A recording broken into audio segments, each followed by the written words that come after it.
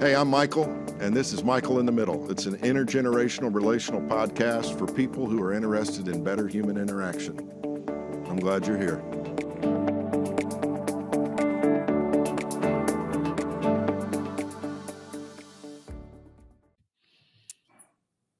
Steve Pennington, hey, buddy. Hey, Michael, how are you, man? Man, I'm doing great. Any day Good. I see you, even if it's online, is a good day for me. I miss having you around Nashville. Yeah, miss hanging out doing our lunches. Um, you know, many is the time when I've gotten ready to go to lunch and thought, man, I wish Steve was here. I'm always down for lunch. I don't know where it ranks on the pecking order of quality of friendship, but it should not be discounted to have a good lunch buddy in one's life, right? True. Yeah. I remember when I was in my 20s, my dad would call me when he was working at Trevecca, Yeah. and he would call and say, "Hey, you got lunch plans? If you'll pick me up, I'll pay." And I was like, "Oh." I would go be. It was kind of fun. And my dad, in his latter years, I would go be his lunch buddy. That is so cool. I'm fortunate enough to still have my father around in my life, and I know you and I have talked many times about the impact that our fathers had on us, and we know that our fathers had impact on other people's sons and daughters as well, and that's pretty tall legacy to try to live up to, isn't it? Yes, it is. We are blessed men. So Steve Pennington is, for those of you who have not yet met him, Hmm. a guy that I have wanted to have on the podcast from day one, really. In part because interesting lives like the ones that Steve has led um, lead to interesting discussions, and Steve and I have had many of those across the years. Um, one of the things that I want to talk to you a little bit later about in terms of what your story has involved has been telling stories through inanimate objects that you gave life to. And without going into a lot of detail on how you arrived at that, I just want to let people know that you're listening today and seeing on YouTube one of the most creative people that I've ever met in my life, Steve Pennington, longtime friend. We first met through, as many of my friends who've been on the podcast with me, um, we met through the place where both of us went to college. You got out of there just as I was coming in. You graduated 4 years ahead of me, but your reputation cast a large shadow over the campus that I encountered, and I know you can't see it there on your side, Steve, but I've asked Rob Walls, our producer, to put up this first picture. I want you to see these knights in shining armor at, I think, was this for a Halloween It was for get up? Halloween. Yes. And what inspired you guys to dress up like guys from Knights of the Round Table, or better yet, Monty Python and the Holy Grail? Yeah, that was probably a little bit of it. Halloween. I remember coming. Was that my freshman year? Maybe no, that was my sophomore year, I think. But my freshman year, Halloween. Okay, that's fun. Yeah, I haven't really done much with Halloween forever, and then all of a sudden, Halloween happened on the campus of Trevecca, and it became it was just a whole different thing.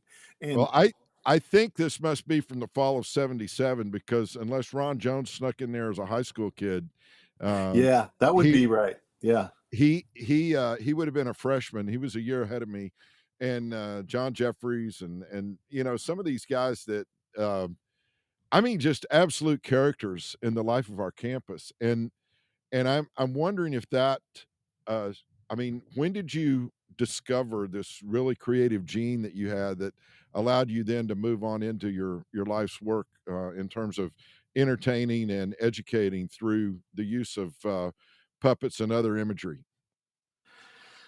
Yeah. Well, I will say that the discovery is a process over a lifetime.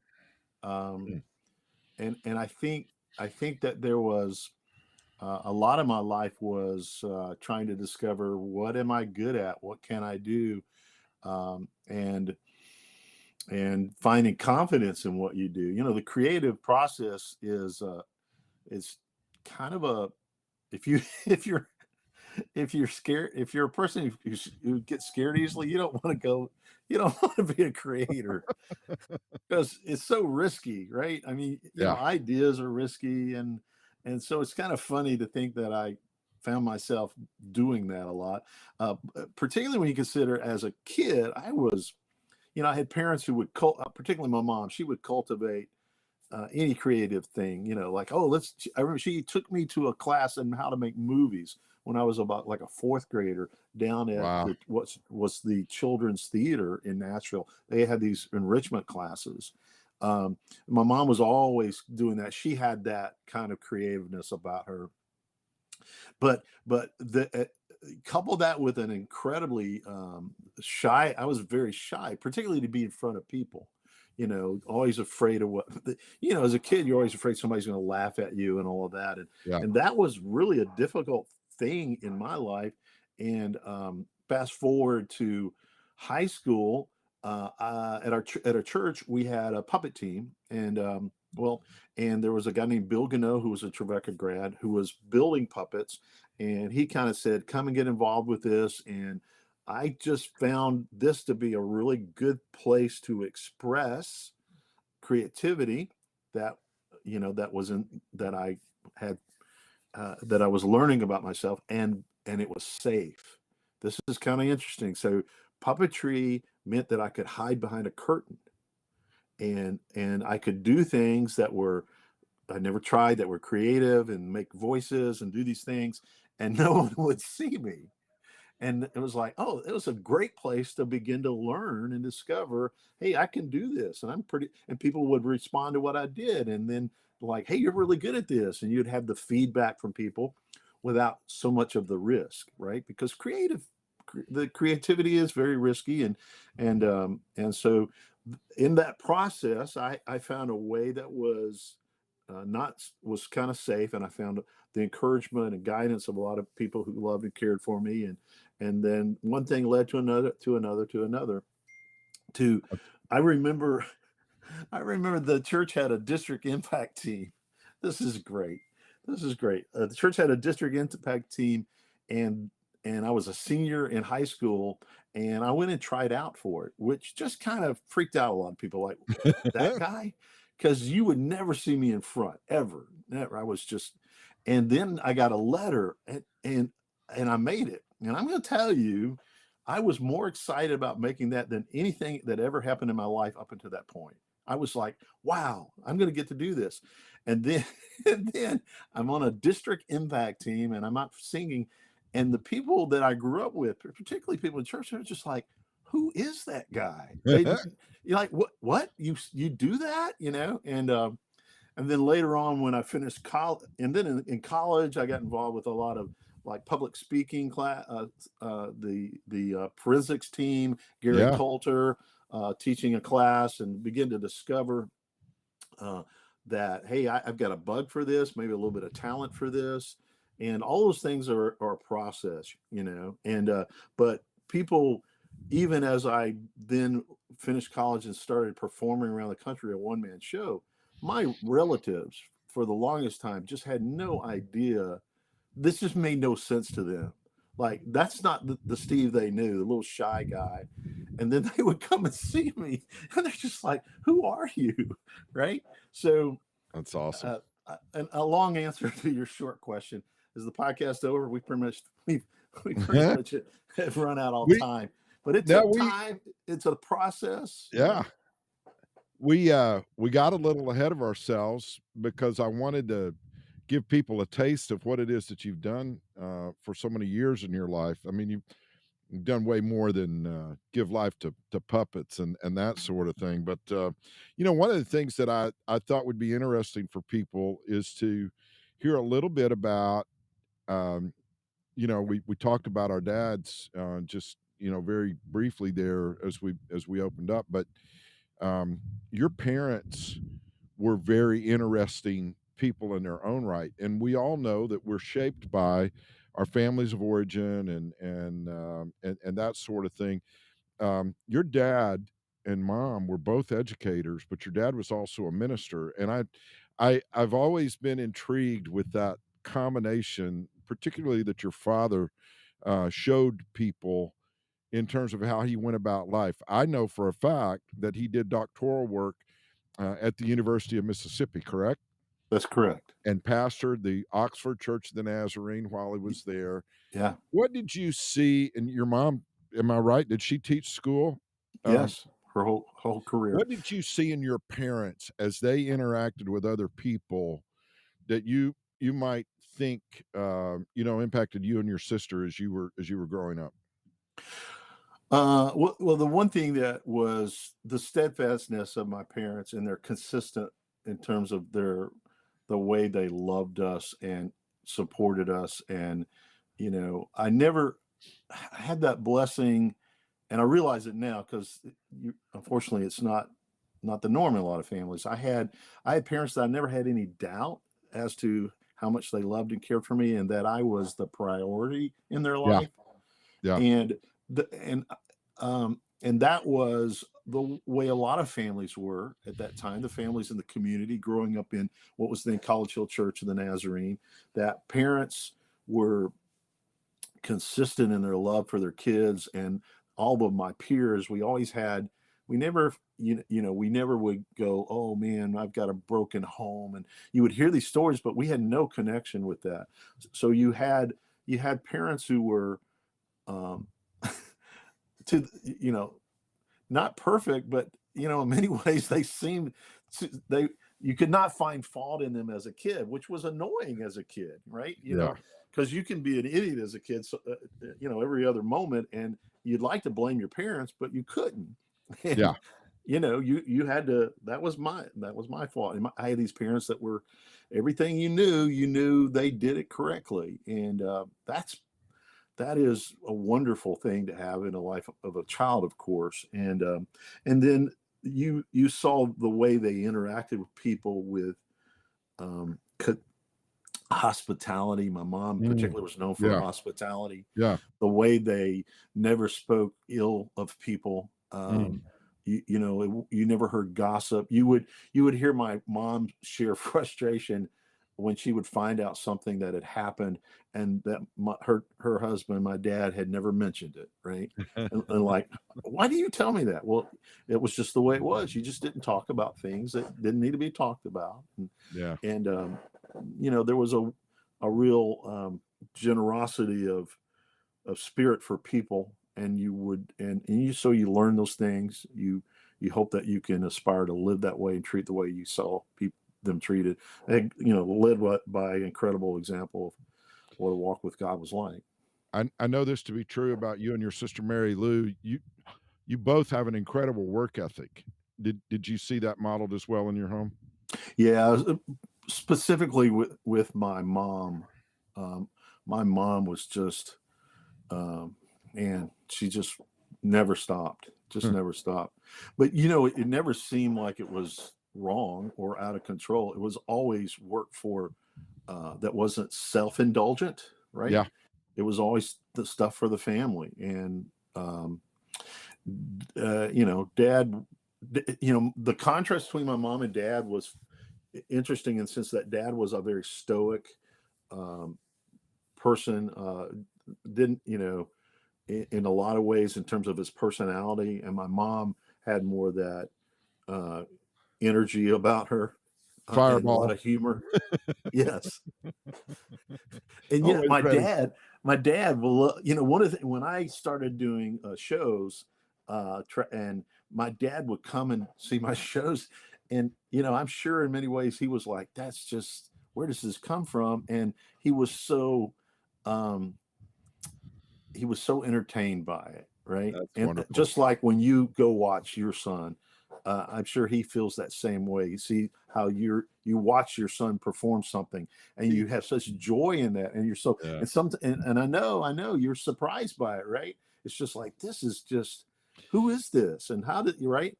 I could see that in my dad when he would come to shows. I remember my dad gave me one show note once, All right. um, and it was I do a thing, and this is a kids family show, and I'm portraying a little boy, and I go like this, right? And my dad goes, my dad being kind of proper, he was like, you don't do that booger thing. You know, maybe that'd be a good bumper sticker. Don't do that Yes, booger thing. don't No. do that booger. Yes, that's not funny. That's not no, it's yeah, that's awesome, man. Well, that's the kind of thing if we allowed ourselves to, we could get off on bunny trails where you talk about what, specifically in your father's instance, at Trevecca Nazarene University, there's a whole teacher education program that really is there because your dad's vision of connecting with, I think it was the University of Northern Colorado, if I remember correctly, and Yeah, and yeah. creating summer workshops for teachers to be involved in and to expand their reach, academically and all of that. He was a real innovator. I know that about him, and of course his situation, where he ended up taking ill, and it probably meant that he didn't live as long as he would have, otherwise had he not picked up that, I can't remember exactly what it was, but wasn't there something related to travel experience that he had where, Yeah, um, yeah. ended up causing some problems for a while? I mean, I remember your dad so fondly, and, of course, our families have been interconnected for a long time, and, so we could talk a lot about that. I did want to spend a good bit of our time together talking about what it means to help children come alive, so to speak. And if I could, be so bold as to say what I think one of your real gifts has been, it's that you've had a knack for helping kids in particular, families in general, find a point of connection with believing that there's something that I can do. I matter in the grand scheme of things. I mean, there's a lot we could talk about. I know you got involved with a group, if I remember correctly, kind of right out of college. Was it through Six Flags or something like that? I'm trying to remember some of those details. Yeah, the group was called People Movers. They were an organization. They're based in California. They actually roots out of the old Spurlows organization, and they had an idea to go into public schools, elementary schools, and present programs that were connect kids and families that would share messages of hope and encouragement and inspiration to families and the kids, values, and so when I got involved with them, they had show contracts at Six Flags theme parks. Bob Johnson, who had been on teaching theater at Trevecca, had Yeah. gone to work for them, and that was the connection. And they were actually doing a puppet show at Six Flags. I'd been out of college about 9 months, and so I went down and got involved with producing the puppet show and performed there for a year. And then the following year, I started touring for a couple years with them, doing the school show, and learned the craft of how to do that. And Wow. yeah, pretty amazing. A typical week. Well, you would do about 100 schools a year, traveling around, and that would be 2 to 3 shows per school. So, you would do 300 programs a year, usually Yeah. performances. So Yeah. you get in your 10,000 hours pretty quickly, you know. That's amazing. So, I want to talk to you about how you began to establish your own, identity within, that realm of school shows and that sort of thing. But just off the top of your head, would you have any idea how many shows you've done in front of school age kids? You keep track of that kind of thing? Yeah, I've had some rough numbers at one time. Let me kind of back up here. Uh, 10, so yeah, it would probably top about 15,000 schools, something like that. Oh my word. I Yeah, had I wait a had minute, make Steve. sure I get that right. Three, yeah, well, maybe about 12,000, 12,000 Because schools. because sometimes you're doing 2 or 3 of those shows in a day, right? Yeah, well, if you do 100 a year and, is that right? Let me think here, but well, not schools. Let me say that shows. Yeah, It'd be less schools. yeah, So in a decade, you do 1,000. I'm sorry, I got that wrong. So we can edit all this out. So in a decade, it would be fair to say that we did 1,000 schools, and then so maybe 3 to 4,000 schools over the time. But yeah. that's about easily 10,000 shows. Yeah, that's So amazing. yeah, Uh, I know you know Steve Bargatze. I had yes, him on about a year ago, and we were talking about some of this kind of thing. And by the time he retired, about a year ago, TSSAA, the Tennessee Scholastic Sports and Athletic Association, or whatever those initials stand for. I think I'm pretty close. Anyway, they estimated that he had been in front of close to a million school age yeah, children, yeah, and it. I know your careers have spanned about the same amount of time. It's mind boggling, isn't it, yeah. Steve? Yeah, because you think about it, if you do 100 shows a year, uh, on average, that each one of those is going to represent 1,000 kids per show. Time you do family nights and everything else. Yeah, So do the math right there. That's in a it's year. unbelievable. So Steve loves to do this. I love this job. Steve would go. He would say, we'd be with people and go, "This is my friend. This is my friend Steve Pennington, and he went to college with him, and he does puppets. His parents are so proud."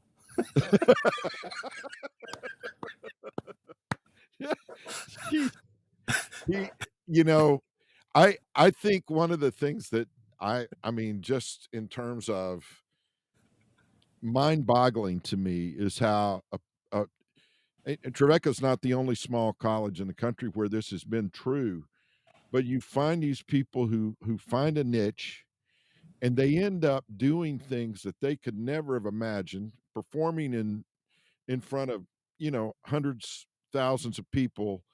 And when we're walking through college, I mean, again, I mentioned that you were, 4 years ahead of me there. I can't believe all of the people that I've been able to interact with, across the years in terms of the work that I've done. And then you talk about people like you and Steve and others. We've got guys like Scott Humston and Joey Evans and Terry Hedges and different people who have been a part of this kind of thing that you have done to get yourself in front of children to convey a positive message that really goes beyond what, you know, not to minimize it at all, but people who end up in church work are with a more defined set of people that they're gonna work with week in and week out. You're able to take a message that has its foundations in, what we would, term biblical truth, the biblical narrative, but you're able to do it in a way that allows you to be broad-based and I just think it's fascinating what all you've been able to do, and you did a lot of that after a couple of years of working with, people movers and that group. How did Pro Kids come along? Yeah, so I had kind of wrapped up my time with people movers, and I wanted to kind of do something like that, like, but I wanted to be. I found myself having a lot of opportunity to work with churches, and I'd done more of that during college time. And our friend Mike Esep sat. He and I went to a Denny's in Olathe, Kansas, and we sat down after a summer ministry training camp, and we began to dream. Mike said, "What do you want to do?" And I said, "Well, Mike, I think I want to keep doing these programs, but I somehow want to create resources to help churches and connect the idea of Yeah, uh, actually practical doing things live with kids and then sharing resources." And out of that, the idea of the Pro Kids Company was born, and uh, put together a little bit of money and got a truck and recorded some music and kind of got the name out there. And pretty quickly, I had a full schedule, and just started doing it. And what was your first character that you created? Would it have been Myron? No, back in college days, I had a character called Harry Grizzly, who was just kind of a lumberjack character. And then I had Reverend Leroy Calhoun, who did my devil sermon. Oh, yeah. So those were and matter of fact, the junior Trevecca Darta, you can see Harry Grizzly. He's in there as a junior in the Darta. We're hopefully you're seeing those pictures now as we talk about these characters. Myron the Rat came along after Reverend Leroy Yeah, Calhoun. yeah. So Myron, when I was traveling with the summer ministry team called Lost and Found, uh, a friend of mine, Randall Dennis, who's an Olivet grad, Wow. he doodled this little rat character that I just thought was so funny. He had a different name for it, so I always thought, well, that'd be a great puppet. Fast forward several years later, we got the Snowbird project going, and we thought, well, Snowbird needs a sidekick, and so we built the rat puppet, and Myron was born. Perhaps your most famous character because it ended up in syndication with, I mean, you probably even know the number of TV stations, but Snowbird, which first came to our attention many years ago here with the NBC affiliate, WSMV Channel 4. But that just really kind of exploded onto the scene, right? Yeah, yeah, that was so amazing. In your life when you get certain things and they just go, you can't plan that. You're always looking for opportunities. But we had this always had this mindset of building puppets from the beginning. That's kind of odd. And in the very beginning, I started doing puppets in high school. The guy I worked with, Bill Gano, would build puppets. And there's something that happens when you create a character. You have more investment in terms of, this is my imagination coming to life. And Yeah. I think that's a big part of why I gravitated to it and stuck with it, because this was something I created. It wasn't something I bought, and it was an expression of an idea that I had. And so we started building, and I got real involved in the craft of building. Not that I was never great at it, but I got real involved, and I found myself in a community of people who were doing it, and we were learning how to do it. The Muppets were, top of the world at that time, and they were using techniques and fabrics that were somewhat secret, and we were trying to figure out how to do that. And anyway, long story short, that's where I began to team up with another Trevecca grad, Dave Prevet, and he's very talented at that. We were building characters, and we had this mindset. You would see a television commercial, oh, that could be a puppet, right? And in Nashville on Channel 4 WSMV, they had this promotion. When it snowed, they would give the Snowbird report, which were the details for school and business closings. And Yeah. they created a logo of a penguin puppet. And every time they would go to their pitch, the little penguin logo graphic would come up, and you would hear this this silly voiceover that would say, "No school, no school," right? And then they would bring up the map of Davidson County and the other counties, and we always thought that could come alive as a puppet. And so Dave and I built the puppet, and we tried to connect with someone at Channel 4, and literally couldn't figure out how to get through the doors.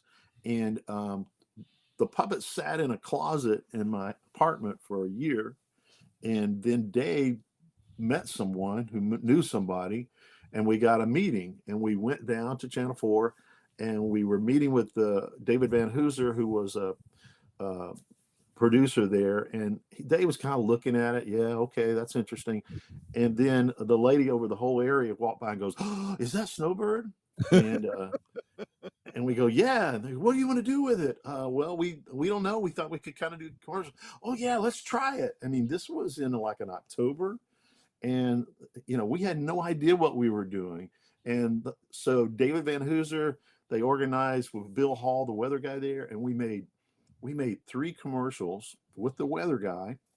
One of them, which we just reshot this year in the campaign, 40 something years later, had to do with Bill Hall sitting there in an igloo, and Myron the Rat, and coming out of the screen, an arm of a polar bear grabbing him and yanking him, Yeah. right?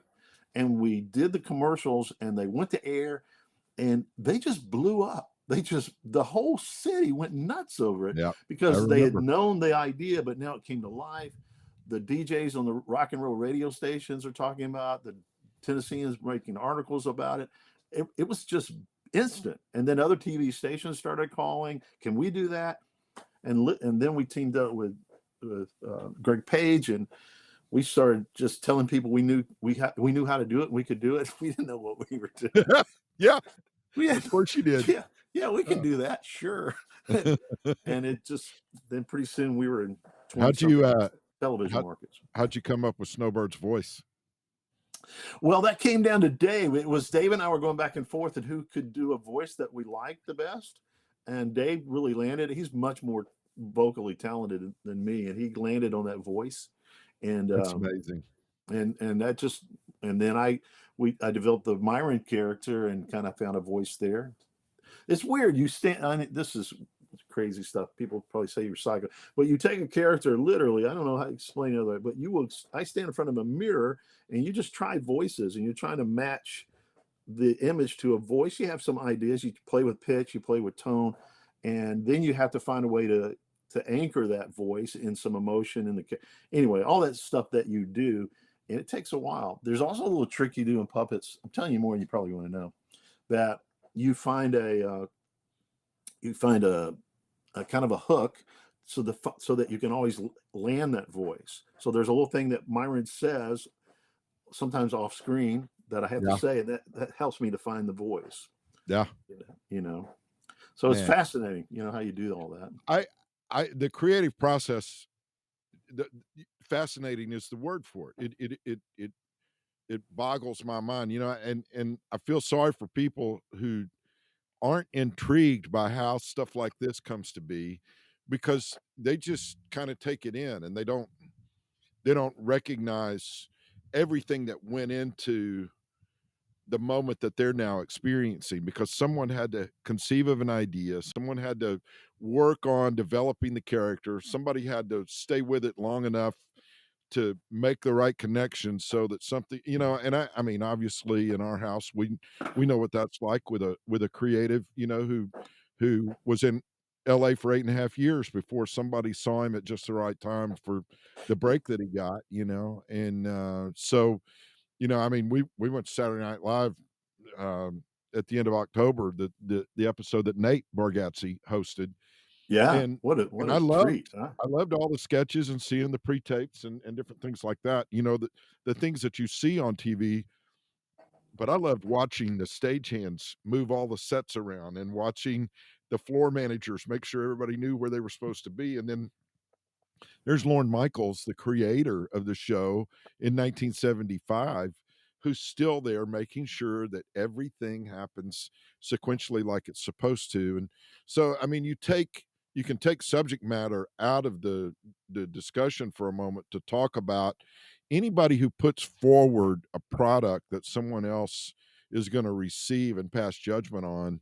You have to have a lot of respect for the process that gets the presentation there. And so I love that you kind of talked us through how a puppet comes to life. What is it about something like a puppet that gives a kid a picture of something that they might not otherwise visualize? Have you ever thought about that? How you can share subject matter through this puppet or like ventriloquists who use their little for lack of a better term dummy, how do these objects speak in a way that is heard differently perhaps than the actual human, like you and me just talking to each other right now? Well, yeah, that's a great question, and I think there are a lot of things happening there. Um, puppets are really stir your imagination. Just the whole idea that it's amazing how quickly we buy into it. There's logically, what's, oh, that's just a piece of cloth in a guy's hand, Yeah, right? yeah, And then all of a sudden, it kind of comes to life. It comes to life because it's coming to life in your imagination. And they have the ability to come to life in your imagination. And of course, the skill of the performer and the development of the character all contribute to that. But that ability is just it's fun to watch. It's an all human. We love that. We are at our core storytellers. You know, I've talked a lot about this, and Yeah. and we're captive by story. We're captive by character, and puppets are very they're not very generally speaking, they're not very complicated characters. They're usually extreme Mm. characters, and so they're very easily comical. And through comedy we can capture kids. They're physical, they're visual, they have all those things going, and it's very easy to engage with them. um, and so kids it's funny, the kids will engage in them at different levels, right? Little kids tend to want to be physical with them, always, which has always been fascinating with me. Like they want to punch. I'm talking preschoolers and stuff. It's almost like they connect to them like they see a cartoon on TV. They're real like Mm. that way, right? Nice. Yeah. Um, um, and then of course older kids get more into the humor side and the character of them, Yeah. they're just a great tool. And what's really bizarre about puppetry, or unique, is that as you are performing, as you're an actor, you're here and you're meeting the audience. It's kind of this thing. But as a puppeteer, you're here, the audience is there, and you're watching this, and it's a different perspective. You kind of you buy into it also, right? Yeah. Um, Yeah. so it's amazing how effective it can be. And did I tell you this? I probably told you a story about when I was at the White House doing the Meyer and the Rat bid and the Secret Service. Did I ever tell you that? I don't know. I don't think so. So Yeah. I got But invited to be at the way to White. name drop the White House there. Yeah, did I That's ever mention the nice. White House? It's Yeah. White House, Tennessee. But so so I get invited to the Easter egg roll to be one of the performers, and there's a lot of performers, and so you're there, and I've got Myron the Rat, and Myron has a little song called "One Ton Tomato," and he Yeah. sings this song "One Ton Tomato," um, and it's To the kind of tune of one of his. Guantanamera, right? Yes, yes. Yes. So he I says remember the one bit. ton tomato, I ate a 1 ton tomato. And Yeah. so with if I'm at a kids camp or a VBS, it's like it's like the old deal with Captain Kangaroo and the ping pong balls come down, you know. Yeah. So you're trying to do something and Myron interrupts, 1 ton tomato, and pretty soon he gets the audience singing it, right? And Wow. it just gets, it's one of those things that gets stuck in your head, right? And everybody gets into it and it's silly. It's a silly song. Excuse me. So if I go to a place and do it, then pretty soon that's all they want to do. People will see me and sing that song. Um, when I was at Saddleback, every time Rick Warren would see me, he would just start singing that song. It's just that silliness about it, right? Yeah. And so I'm at the White House and I'm standing and I said, let's go do some photos. So we go, and I've got some friends with me, and I've got Myron the Rat, and I'm here, and I'm taking a picture with the White House behind me. We're on the one of the lawns, East Lawn, I think it is. And out of the corner of my eye, I see a Secret Service guys. They're just roaming around, and Yeah. he's coming towards us. I'm thinking maybe we're at a place we shouldn't be, and and I'm kind of doing like, get the picture, hurry up, get the picture, right? And I look, and all of a sudden he's 10 feet away, and he goes, 1 ton tomato. Awesome. And I'm like, how do you know? How do Oh, you know? Did man. you do research? I mean, they they get a dossier on the rat, you know. And he goes, you came to my church 3 years ago. My wife and I still can't stop singing that Oh, my crazy word. song, right? So Oh, my it's funny. word. It's funny how that works, right?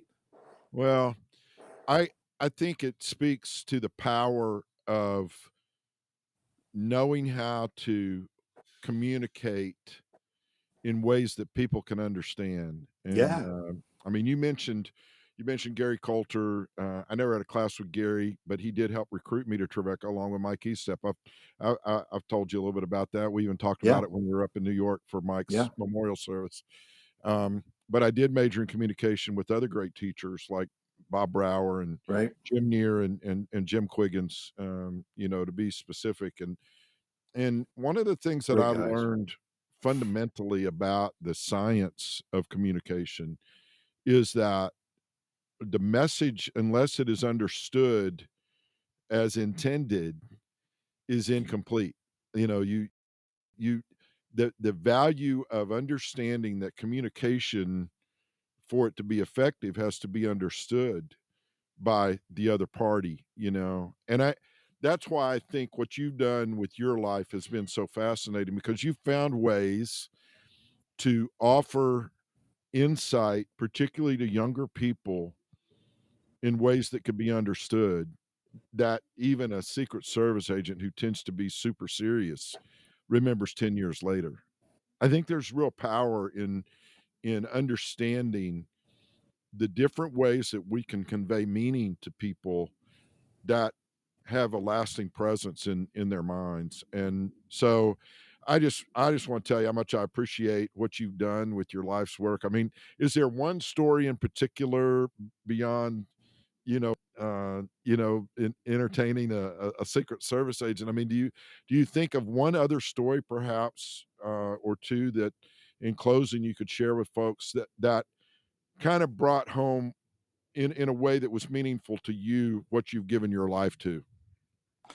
You know, that idea of connecting in the moment with kids was was the was something I really worked hard on doing in my years, particularly performing. I had a coach with People Movers, and he talked about, the grind of doing shows. You take a show and you do it over and over, and you could just check in and check out and not be present. And he talked about sources of inspiration, and he talked about focusing on the faces of the kids in the audience, and they can inspire you to find new ways to be fresh and focus on the people that your team with, focus on the material itself, all those tricks that you do to keep it fresh and to keep it present so that you can be effective, right? And that, that just because you've done this thousands of times, this is the first time this person has heard it. It's a new opportunity to connect and communicate. And the joy of what I was involved in is that when you're with a group of kids or an audience of people, and you find you're able to move to this place that is pure joy, and that's a hard place for kids in the culture we have today, Yeah. and that you're able to take them to that place, and when you get there, it's just unabandoned joy, and Yeah. there's just no pretext to it, and you're able to get them there using these tools of puppets and story and engagement, and it's just joyful, and anything can happen, and it truly is magical. It truly is magical in the right sense of the word.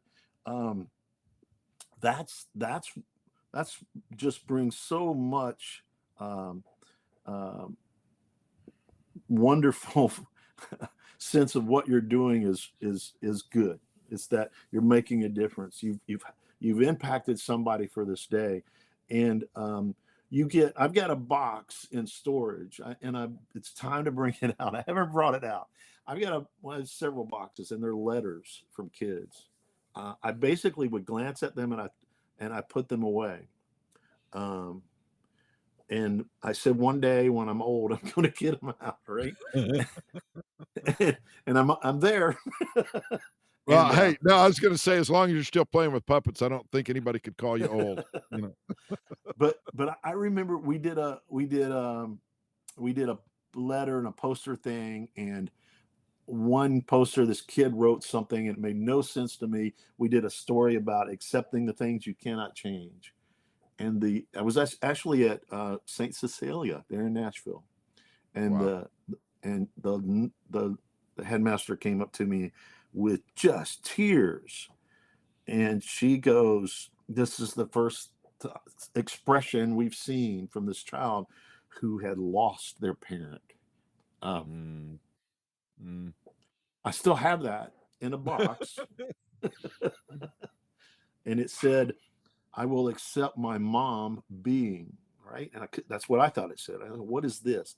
It was dying. I will accept my mom Mm, dying. mm, mm. So, I mean, it's what a joyful, what a what a privilege, right? What a privilege to be able to Yeah. do things Oh, like that. absolutely. Yeah, yeah. Well, hey, on behalf of untold numbers of people, seriously, and it's hard to put a number on all the folks you've been able to be in front of. Thank you for giving yourself to public school shows and and church vacation Bible school programs and kids camps and everywhere else you've ever been to share joy and hope. And you've been a ready example of that, not just in terms of the characters you portrayed, but in your personal friendship with me, Steve. And it just means the world to share some time here. I think we could probably go another hour or 2 if we started Yeah. down the trail of really good stories, and maybe that's another, episode for another time, just the art of storytelling, because there is an art to it. Oh yeah. Stories Yeah. stories are real, but they don't tell themselves necessarily. Right. The power of a great story sometimes is made real in the ability of a person to tell the story. But we're all writing a story, you Yeah. know, Yeah. with the things that we do each day. And you and I have talked about this a lot. I still have dreams someday of bringing people together for a day where we tell good stories and we laugh a little Yeah. bit and we cry a little bit and we Yeah. we go out into the world to try to spread some of that joy to others as we go along. Yeah.